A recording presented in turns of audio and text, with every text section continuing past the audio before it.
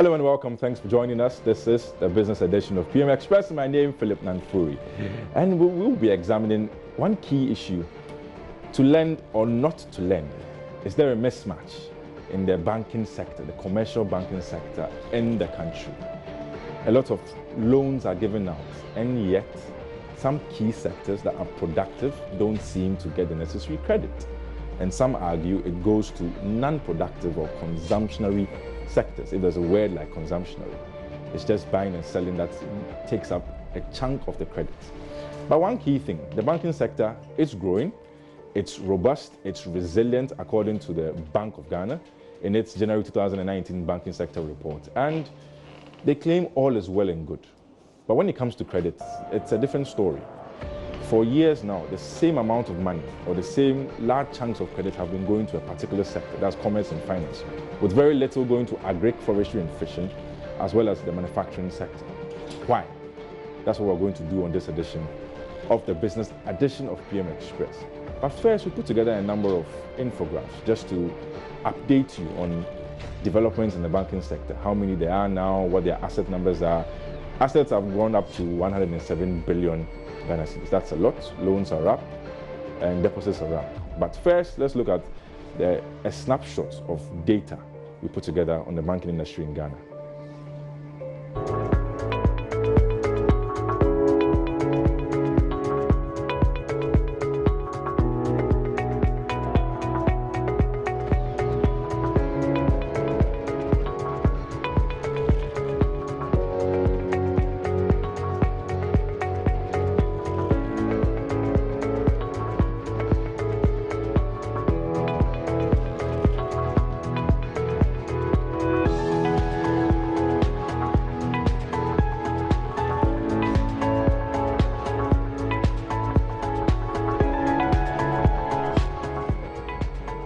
Yeah, so that was a snapshot of data from Bank of Ghana's banking sector reports. You see there 14 foreign-controlled banks and 9 domestically controlled banks. You know that debate about foreign banks versus local banks. You see that right now we have 14 of them foreign-controlled and 9 of them locally controlled.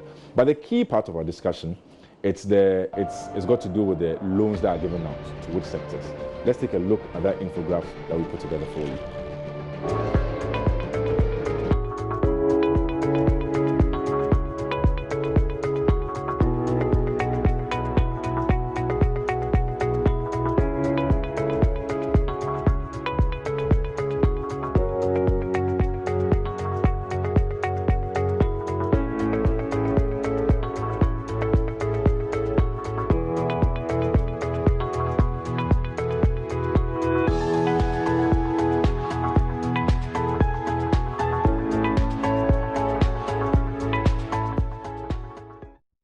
Right, so 3 key sectors get the most of the credits. That's commerce and finance, services, and manufacturing.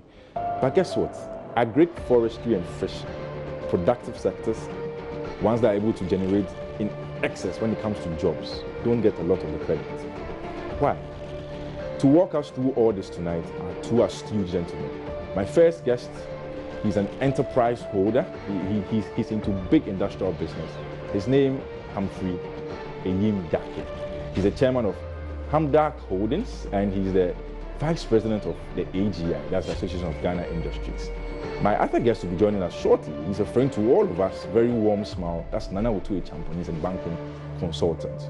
The 2 of them, together with me, are going to run through it and find out why the banks aren't putting money where it's supposed to go to logically and why it's going to other sectors. We'll break that down on this edition of Business Edition of PM Express. My name is Philip Nanfuri. Stay tuned.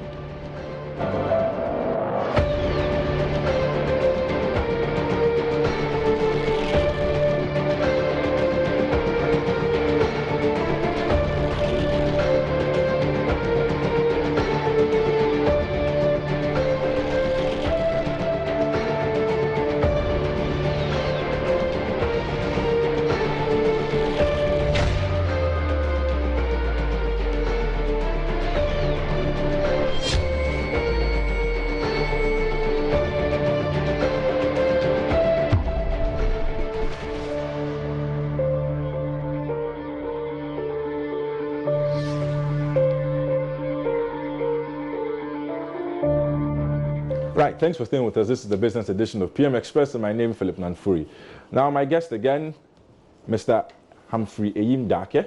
He's the Vice President of the AGI and Nana Otuwe Champon, banking consultant, our friend right here at Multimedia. So I'll start off with Nana. And there's an infographic we put together, that's Joy Business put together, that shows you in a pictorial form the different sectoral allocations that the banks do. And if you can see it right behind me, you see that mining and quarrying at the top gets about 3.2%. Bottom right, you see agri-forestry and fishing, 4.7%. Top right corner, you see commerce and finance, 24.6%. And manufacturing, 10.9%. If you look at Bank of Ghana's reports, manufacturing, commerce, and finance and services are the ones that are getting the most credit. So thank God at least manufacturing is getting something. But agri-forestry and fishing, not getting a lot, 4.7%. And mining and quarrying, 3.2%. Now that's going to tell us what exactly goes into this classification or categorization and why banks will be lending the most to commerce and finance and the least to agri-forestry and fishing. Nana, thanks for joining us on PM Express this edition. So with this whole categorization, somebody was asking me today in the run-up to this discussion that how come he doesn't see anything like education on the list and he sees something like miscellaneous getting 10.1%, where agri-forestry and fishing getting 4.7%. Can you help us, as you've worked closely with the regulator and banks, why this categorization, what informs it? Why should we have this and not other sectors dominating in this list that we've displayed? Okay. Now, we have to first understand what banking is. And basically, banking is taking money from depositors and giving out loans. So we term it as maturity transformation. You are transforming the short-term deposits that depositors give to you and giving it as loans in the long term. Now, therefore, what every bank, financial institution will look up to is, if I give out the money, how soon is it going to be to get my money back? Now, you see that commerce, which is buying and selling, takes the top position, simply because if you put money there, that's where you will get the returns or your repayment fastest. Okay. If you look at agri, although you get your money, but it's not as fast as you will if you do the buying and selling. And basically, that's what explains this. This is the exposure that each aggregate banking sector has exposed to each of these sectors. Now, education is not income generating. After all, it's only a few private education institutions, so that's why it's not there. Okay. But those there are the income generators, where you put people's deposit there, hope to transform it, and be able to give out loans and get the repayment for the loans. Okay, Nana, someone was telling me that this smacks of lazy lending from an, I would say from an uninformed, in terms of the person that may not understand banking, that this is lazy because agri-forestry and fishing are supposed to move our economy, mining and quarrying, and yet commerce and finance just goes to feed our consumption, we are doing imports, etc. Is that the case? No, are the banks being lazy? It's not the case at all. Okay. From what I've just explained, that one of the main functions of banking is maturity transformation, where you are taking short-term deposit and then looking to transform it to be able to give out long-term loans. Now, if you give money to agri, nobody is saying they shouldn't get money. They should get money, but you are looking at the risk and return. The risk that mainly the agri that you do in Ghana is nature-based. Okay. If it rains, then we get a harvest. If it doesn't rain, you don't get harvest. Recently, the government has done well to come up with this planting for food and jobs, where they are supplying fertilizers to help people. Then going to the north, they proposing a one district, one dam, or is it one farm, one dam, so that we will not be at the mercy of the weather. So that's one of the reasons why agri hasn't been having it. But even then, there is money in the offing come into that sector through the Bank of Ghana from the World Bank, where they got this gas cell that they are going to help to incentivize the banks to be able to lend to the agri sector so that they can move the economy. Okay, until then, commerce is the buying and selling, and that's what is most profitable to the banks. And then on the GESA you mentioned, that's the Ghana Incentive-Based Risk-Sharing System for Agricultural Lending. It's, from what I understood, it's just a tool that's supposed to incentivize the banks. It's not giving money to the banks. It's just to give them some incentives to channel some funds into the agriculture. In a way, it's giving money in the sense that banks are reluctant to give to areas where there's a risk that they won't get the money back. Okay. Because after all, no bank has their own money. It's the money that you and I have put there as depositors. Okay. And that money should be available when we need that money. And so there is a guarantee. So that GESL is going to provide an incentive for the banks to lend at a guaranteed rate, where they will be guaranteed that if things don't go as they should, they will be recompensed. So yes, all things being equal, in the coming months, years, we should see some improvements. It will be launched very soon, I believe, from Bank of Ghana. Yeah. Humphrey, yeah. Commerce and finance is something we all do, particularly commerce. I mean, we all depend on imports one way or the other. But coming from your industrial sector, as the vice president of the biggest industrial association in the country, I see agri-forest and fishing very low. I see mining and quarrying very low. And manufacturing, yes, if you check the Bank of Ghana's report, it says it was part of the biggest. But even that, 10.9 cannot be compared to 24.6. Right. This presents a stark reality. Yeah. Does it concern you? Well, it does. It's a stark reality, like you just mentioned. And the reflection, as you've shown, it's a clear model of our economy. And consciously or unconsciously, in an open market space of economy, this fledges out carefully. And I use the word consciously or unconsciously, because to the banker, as stated, is in there to make profit. It's a business person. It's a business person. Yeah. And therefore, when he sees the underpinning of fundamentals in the general economic space, they are very sensitive. They do a lot of R&D and to determine where their money should go. So when he goes for the low-hanging fruits, as termed it, like the commercial sector, it's quite easy to just import in, put in your shop, and sell. And then he gets his return and puts it back to where the shareholders' funds are coming from. Well, like you said, somebody termed it as a lazy way of doing business, but that shouldn't be the title. It is a prudent way of managing somebody's funds that is put at your disposal. But the fundamental that you need to realize that this is a clear reflection of the economy. However, it depends on the economic model that a country is running. Look, experts in the economic space will say that economic development is impossible without economic growth. But economic growth is possible without economic development. And you see this in all the World Bank reports and various reports on the economy, that the economy is growing. Yes, it's growing, but are we getting the reflection in economic development that has multifaceted dimensions, as illustrated here, to have an equilibrium in the various percentages as related?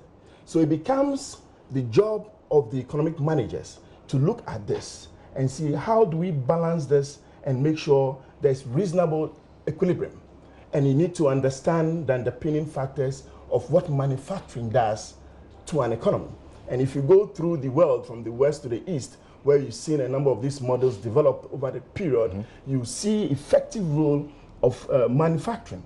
So yes, there is imbalance in these rates as you've seen it, but it is a clear reflection of what the economy is today. So it's the job of the managers of the economy to look at this and say we need to tweak and channel more money into manufacturing, into agribusiness, and see, once you do the balancing, that of the commerce and financing gradually, because it's an equilibrium, would shift to the right places, and then they'll have understanding why they need to finance manufacturing. So with that bigger scope, then it becomes the job of policy.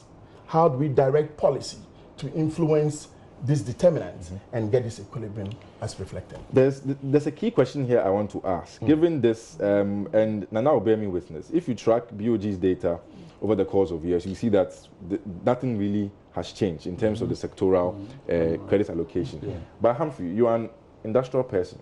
When you are going for credits, from a personal perspective, what do you typically face? It's something that I would want to know personally. What do you typically face when you are trying to go into big business? What do the banks tell you when you walk in and you want a loan? Well, I mean, definitely do look at your history. Granted, if you're a first timer, of course, that it's a bigger hurdle to jump. They need to do your profiling, look at your business concept, and still fit it into the business model. Behind the scene, we know they do this. Because in manufacturing, clearly, granted, I'm coming to, say, food processing or, say, value addition in the agrarian business, juices. And he has an experience in the past of company X who has been into this industry and faced such challenges. Once you fall in that category, first and foremost, the profiling into that category. Then your business plan and your model and your human capacity that will manage the funds will then be tested. And then you look at other economic factors that play in. That is why I deliberately started from this being a reflection of the economy. Okay. So that is what a banker would do. So to me, the entrepreneur, as much as you are astute and you understand the dynamics of the business space, you prepare a good business plan, you make your good forecasting and projections, you do all your assumptions, and then you give the opportunity to engage the banker that these are my assumptions, and this is where my off-taker is, this is where my market is. You need to identify your market and be strong that this market, they will then profile the market to see whether it's sustainable. Sustainability matters. And I need to define my raw material source. Some are imported, some are locally based, and then I show that I have a human capacity to deliver the final goods in terms of quality. So it's really an underpinning of our economic structure that is causing financial intermediaries in the space to relate to what is going on. It's not really they are sitting there and they're trying to be lazy, for lack of a better word, but it's what is happening within. Well, you see, the first and adding to what Humphrey just said, the first thing that every banker will look at when you apply for a facility is the repayment, your ability to repay the money. I mean, the collaterals that they take are only tangential, because if they take your house as collateral, they are not in the house selling estate agency. Therefore, seizing the house doesn't mean anything, but your ability to pay. And that's why if you take, say, agric versus commerce, and you analyze, you see that the ability to repay is higher in the commerce than you find in agric. You know, so you can do the best business plan you can come up with, but if the ability to repay is not there, then the chances of succeeding in the application are pretty low. So in the looking at the sectors, what we have to look at is if a bank who is putting money there, which is not their own money, is you and I's money, which is being put there, they have to ask themselves, if you put this money there and tomorrow Philip turns up and they want their money, will I be able to give it to them? So it's the repayment which is critical. And so in all the sectors that have been analyzed there, we have to look at the input and output, that if you put money here, how long will it take to get the money back? And if the chances are good, then there's a good way of supporting. That's why in most economies, you need the government intervention to be able to achieve this. Right. And the GESL that we talked about is one of the interventions. For the planting for food, fertilizers that they've been giving out is one of the interventions. I mean, only yesterday, I was so happy. I like palm oil a lot, and I normally order from the village, you know. And just before Easter, it was around 120 a gallon, 120, yeah. And then I phoned my cousin. I said, "Oh no, it's come down to 80 cedis." Wow. You know, so instead of buying 3, I said, "Buy 4."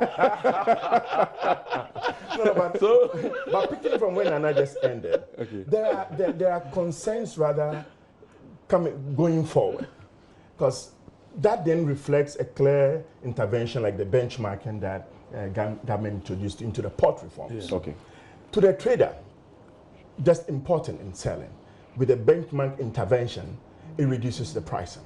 However, it becomes an incompetitive tool to the manufacturing sector. Okay, that's your side of it. No, it's not a matter of AGI, it's a matter of the manufacturing sector. When we have the clear understanding that the hope for Africa is industrialization, policies and interventions should encourage manufacturing. Okay. The current government, yes, came in with a number of interventions regarding the port reforms.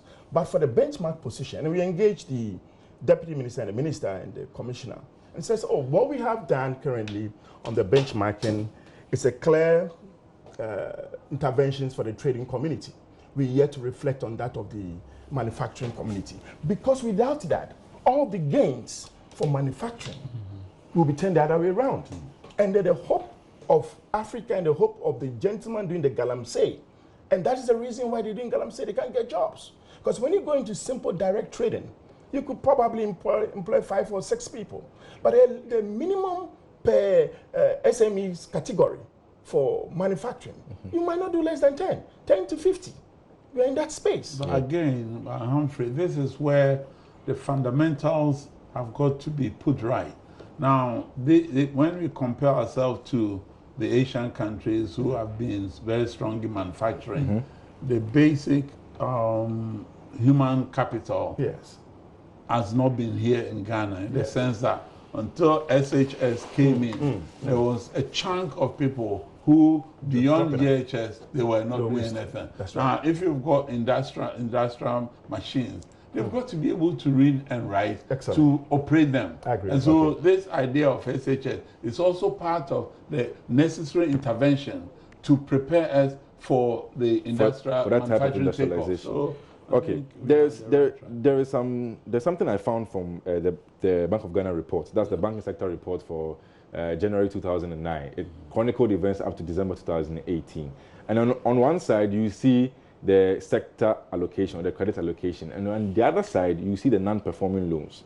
And I'm going to share that with you right now. If you look at the non-performing loans, commerce and finance, that's getting the most credit. It's the same sector that has the most non-performing loans. I find that very, very baffling.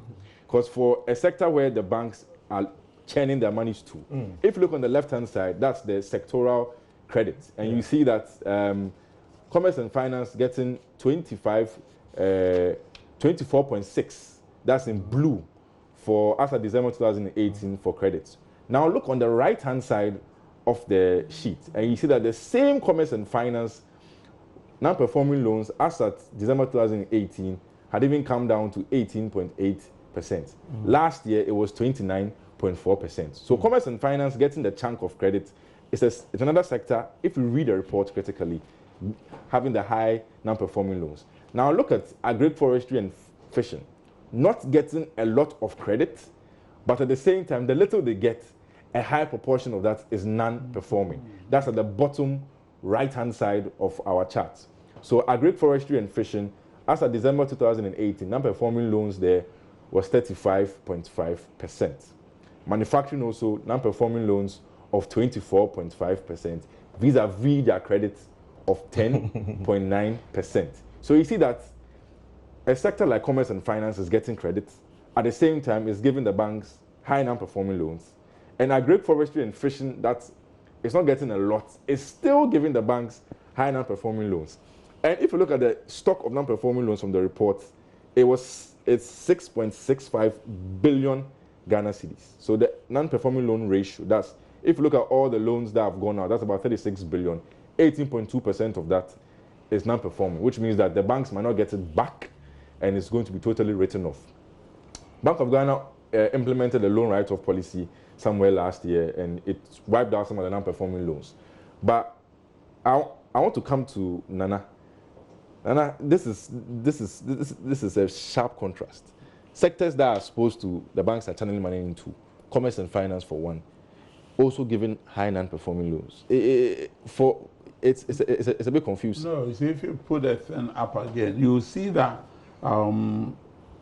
commerce and finance getting the highest is also if you wait, this is unweighted. Okay. You see, if you wait it, then you see that they are not performing badly at all. Okay. In terms of repayment, they are doing better than relative to, say, agric. Agric. You know. Okay. So I think you got to be careful how you interpret those sort of figures. Okay. But we still maintain that commerce and finance has a better repayment record than, say, agric. Yeah. Or even electricity, water, and gas. Exactly. So I think that is the way that we have to interpret it. Okay. Thank you very much for that.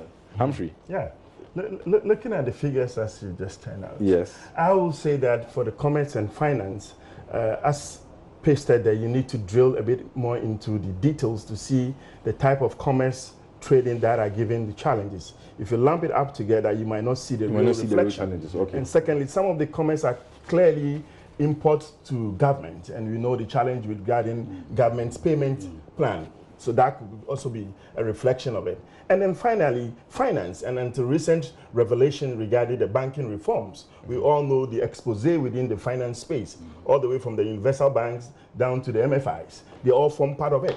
And then the revelation did indicate the corporate governance breakdown, sister to sister company, allied companies. They are all part of it. And one thing that baffles us is that it's as a result of this, that's why we created the credit bureau system.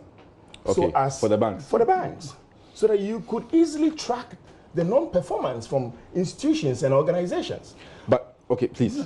But a revelation from the banking reforms indicated that within the banking space themselves, among themselves, they lended to themselves, they were not performing. So they were not complying to the rules for the credit bureau issues. And the Bank of Ghana then was toothless. They couldn't enforce it. And it's obvious. Nana? I'm laughing because yes, please. You know, the banking crisis of 2007, 2008. That's the international banking crisis. That's right. Yeah. The credit referencing bureaus played a major role in the subprime loan market. That's right. Now, when push came to shove and they were asked, how come you rated this loan facility, credit facility with a AAA, and so after rating, it collapsed? And you know what they said? Oh, what we normally give is only an opinion. It's only an opinion. You know. I remember that. So you can't really hold them to standard. Exactly. So therefore, once agreeing with Humphrey that yes, you got credit reference bureau, it's only decision support system. It shouldn't be used as a tool to make decisions. It's only support. But guys, it's support. Guys, that's the essence, right? Well, and they abuse the opportunity. And now they put it back on SMEs and manufacturers that we're not performing. But that is a decision-making process. But within our space, yes. Some people have engaged off the record, say that, and Nana, you may correct me on that, that the bankers do not want to access the information from the credit reference bureau because I think it's a system where you would have to input your clients. Yes, that's right. And then, so it makes, it exposes them poaching their clients. Yes, so they are reluctant. So how can we go around? How can we go around such a thing? Bank of Ghana is trying to solve that by making it. Already, it is more or less a law, but it's a regulation, and now they want to enforce it. They must ensure that they will file the data. But none of the excuse that you poach our clients. It's a competitive market, demand and supply. You treat me well as an industrialist, you give me a good offer, why should I move? And banking today is more relationship based than just going there to get your services and walk out. I need to be able to call my bank manager and call my relationship manager. That is why you created all those positions. True. So it goes beyond the issue of you're going to poach my client. They had issues they were doing and they refused to send their information because they'd be caught in the web. Besides that, then you could then look at the cost of financing. Okay, as much as commerce was the low-hanging fruit everybody was going to, then cost of financing averagely was above 30%. And no matter how you import through the port, whether the port was competitive or not, and today we are grateful to the port reforms. We got to be honest, industry is grateful to the port reforms from the paperless, CTN, but for the benchmarking that we're expecting government to perfect, all others are okay. And that's what is going to make us competitive into the future. And one other thing we're saying is, with these policies, we expect the banks, through your R&D department, that what is the effect of this policy on manufacturing? Why should I hence start giving more money to manufacturing? Because these policies that are in are harmonizing the port and competitiveness. And once that translates into good competition and the manufacturing will do good, into the future we are the best bet as against commerce. So you would want the banks to critically study this benchmark value reduction and see if All there's a space. All policies, not only benchmark, but see the effect. is critical. Okay. Nana, R&D departments in banks. Some people have argued that our banks are not very critical when it comes to asset liability management and stuff like that. They don't really take their time to evaluate credit appraisals. Will you agree with that assertion? No and yes. Okay. No, in the sense that basically that is a job that every bank is supposed to do and do well. Because credit goes through at least 3 processes: the initiation, financial analysis, and then the monitoring. Now, somehow the initiation is straightforward, but it's the financial analysis where sometimes we get challenges, because we deal in a highly informal sector. You ask somebody to bring their financials for you to be able to analyze. Either it doesn't exist or it can be manufactured quickly by somebody. So, well, after all, they are in the manufacturing business. I know, I disagree to this, and I'll tell you why. Okay. So I think when it comes to analyzing the financial data, if it's done well, and there are some of the banks which are so exceptional that at all times the NPLs are very low, because they do take their time to look at the second stage. Because to me, the second stage is the most important. Not the stage 1 or stage 3, but the stage 2, which is the financial analysis. Okay. So if they can pay attention to that, then it will solve, if not most, at least 50% of the problem will be solved there. Humphrey? My disagreement is that I've been in the business space close to 20 years. Yes. And in the past, we know how our bank officers and bank managers avail themselves to training. It is not us today. And I would disagree with you. We'll get to that. No, you see, the rigorousness of training of the past comparative to today is not same. Number 2, Nana did mention the issue of human capital in the space. Considering the proliferation of our universities, turning out all manner of persons onto the street and the job space, and then the pressure of some banks to meet targets. Sometimes, let's be honest with it, some process of evaluation have question marks. Let's be honest with it. Okay. They can perfect it. We're urging them on to do more training and give a good due diligence in each stage. And then number 3, cost of funding, it's a critical one for manufacturing or others in the space. With the reforms that are going on, they are good. We expect them to look at the reforms and tailor-make investments into such. One other thing that came sometime along when we were discussing this issue of our banking space was this issue of universal banking. Is this universal banking concept suitable for our model? Yes. Number 2, besides its suitability or otherwise, decentralizing the intermediaries, the effects on the economy today, and that is why we need to dole out more money to clean the space. Okay. We've had challenges because we do not have specialized banks today in our space. Okay, that would be. You don't need it. Well, that would be. No, just a minute. That would be one key part. That would be one key part to be examined. This is the business edition of PM Express. My name is Philip Nanfuru, and my guest is Nanotu Champion banking consultant, and Humphrey Ayem-Dake. He's the vice president of AGI. We'll be right back.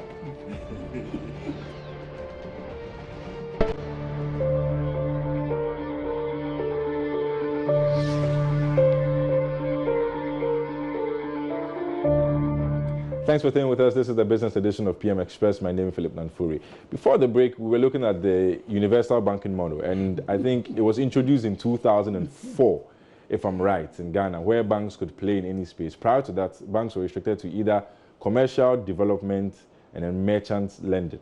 So development banks like ADB, NIB, they play in the big boy space. They give out big loans to industrial sector, agric. Then we have the commercial, and then we have the merchants. Now, banks can play in any space they want to play.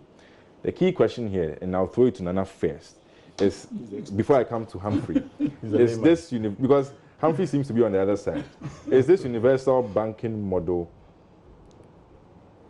affecting us negatively in terms of where credit is going in the economy? No, it's not at all. The universal banking model is in accord with our free market economic policy that It's a free market. You normally don't intervene unless there are externalities. So in this space, all that the regulators are saying is that you have a universal banking license, giving you the latitude to choose whichever area you want. It doesn't mean you have to do everything. So before the advent of universal banking, the likes of ADB was in agric. Now, when universal banking came, it didn't mean ADB had to stay away from agric. They should have stayed there. You know, NIB was in industrialization. They should have stayed there. But somehow, the misnomer, the people thought that once you have got a universal banking license, then I have to deal with all the sectorial ones that you gave there, which is not the case. So to me, the model is perfect. But as long as those applying understand, and we can move on because it's free market. From theory, he's correct. Universal, perfect for a free economy, but he qualified it with exceptions. And for a developing country, with Ghana in that space, we qualify under exception, whereby we need law and development and regulation. Because as you give them that latitude, they decide to go where the low-hanging fruit is, and not willing to come join the manufacturers, do the hard work. One thing you need to notice that in our sub-region, when the CET, Common External Tariff, came into place, you realize you have our Francophone neighbors. Most of their currency is backed by the euro, and reasonably they have stability comparative to the cedi. The cedi beyond Ghana, there's nothing else you could do with the cedi. And therefore, when you operate in a free market economy, where liberalization and deregulation is to the hill, and everything comes in, and for which cause we are import dependent, you cannot just say that I'll do universal banking in that free space without using the law and order to crack and make sure some banks are dedicated to some particular sectors of the economy and have an engagement with the regulator, with the BOG, to give them that space to help grow some particular sectors. That is the exception, and we're calling for that. Per our sub-region, there are several challenges geographically within the Francophone space and the Anglophone space, and what our currency does to us with regard to depreciation and other related matters. Okay. In the looking forward, for example, I've engaged Dr. Daniel Sedo. He's a financial consultant, and he says the long-term sources within the economy have not been developed properly. That's true. And so therefore our capital market is relatively weak in inverted commas as compared to other markets. So you have a situation where we haven't developed long-term sources of funding, and now we are heavily dependent on the short-term ones, obviously, because if I go and put my money in the bank, I'm not going to leave it there forever. Yeah. How then can we develop our long-term? Government has put in a number of measures to grow the capital markets. SEC is in charge of that. We have the MPRA also with the pension funds, but the pension funds always is a problem because of the fact that people have to fall on it someday. But in other parts of the world, they've used pension funds to do that. Humphrey, I want to take your thoughts first on the way forward for this, so that one day the structure of our economy will see money being allocated to sectors despite the risk. Something can be put there for it to grow. I want to start with you, Humphrey. I'll make it quick. The pension funds needs to be looked at again. A lot of education needs to go in, so that, and this is as a result of the past history with a single pension scheme under the SNIT and the stories behind it.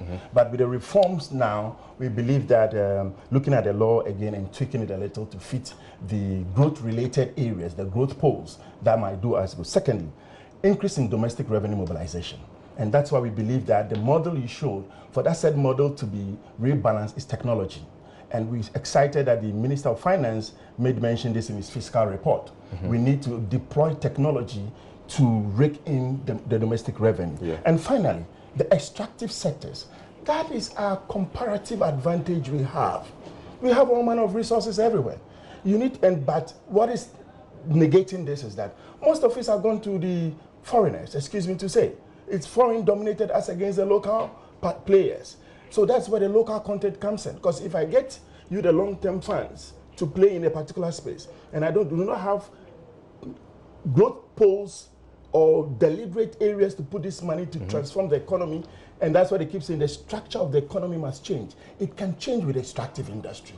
And we expect that local content policies should be intensified. And then with this domestic revenue mobilization, pension fund issues, it will automatically reflect in the capital market. Okay. Nana, there have been a lot of new policies, particularly from 2017 with the current administration, to grow the industrial sector. They had a motto shifting from taxation to production. They are putting in measures, e.g. the one district, one factory, where they are partnering with the private sector to start factories from the ground up, maybe collaborate with others that are already existing, etc. Over time, all things being equal, if this is held properly, we should see the industrial sector grow. What do you think it will take for the banks to start looking into those areas, given the current dispensation we are in with regards to the short-term deposits and everything? What do you think should happen so that banks will start focusing and doing what other banks on the international stage do? Well, I mean, banks are basically a reflection of what pertains in the economy, in the sense that they are taking people's short-term deposits and trying to transform them into long-term loans. Now, the economy, if you take the manufacturing side that Humphrey has been harping on, the manufacturing side, we are not adding value to our raw materials. From the days that Tete Kwashi smuggled cocoa to here, we are exporting the cocoa beans in full and bringing them back in chocolate. We've been cutting our timbers and exporting them, and the paper comes back to us. So virtually, the value addition is very important. And that therefore brings us to the industrialization. And as I said, to some extent, we have not even had the skill set to be able to go full industrialization. So now some of the policies that the government is implementing, such as the free SHS, will move some way towards there. The idea of trying to get value addition to some of our raw materials before export is also, if they can be implemented. They started the first time when he said 30% value will be added to some of the materials, including the extractive industry. Now we get the the gold, and it goes in raw form, while our blacksmiths here are, just lazing about doing nothing. So all these are part of the processes. But I leave it to the macroeconomists to handle. May I take a bite of that? Quickly on that. On the same issue, to me, what will make it that quick and leapfrogging? One is a specialized bank. We need to look at it carefully. And I think part of the reforms in the early 2017 budget, part of the intent of the government was to do such specialized bank, ADB, NIB issue. Yes, it was one of the budgets. Whichever way it is. But you see, that is one key issue. Secondly, I can give you a clear example. Some of the reforms, like that of the bauxite issue, with part of the bauxite policy that I have read, indicates that after 5 years, you cannot, even though they are attracting $2 billion from wherever, you cannot export bauxite in its raw state. I know it's happening in the manganese industry. It's happening in the iron ore.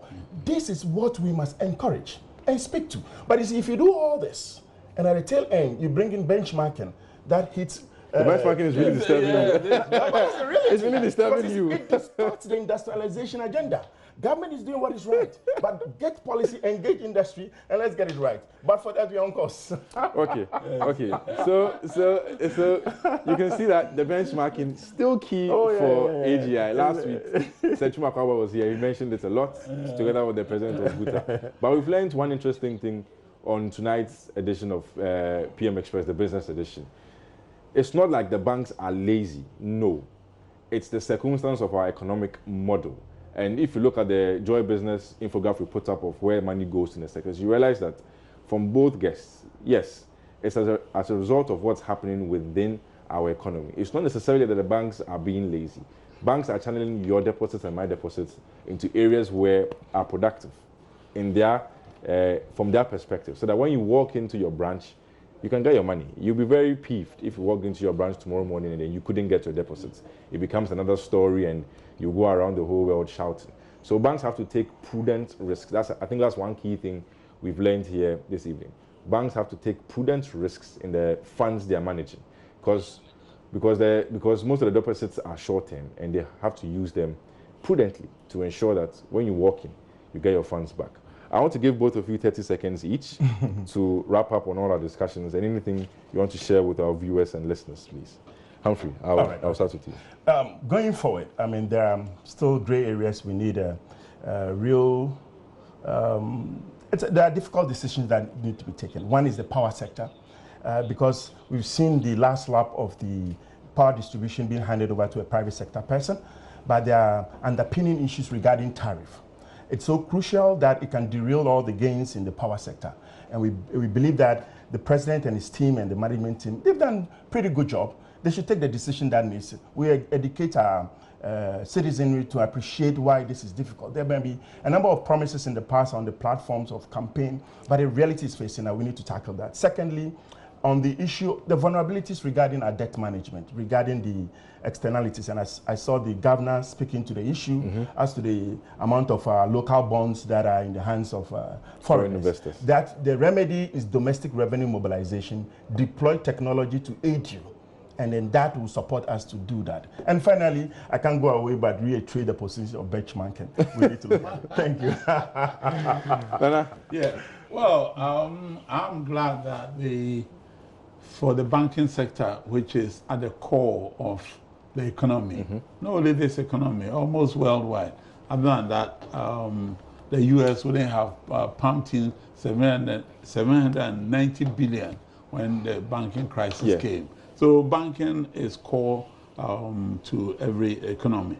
And the sector that we have now, the recapitalization has been completed. Once the outstanding 5 banks are sorted out, we end up with 400 million times the 23 banks that have survived. This will therefore put money at the disposal of entrepreneurs like Humphrey to be able to access funds to either for industrialization or still for the buying and selling. I know they don't like the buying and selling. We like it.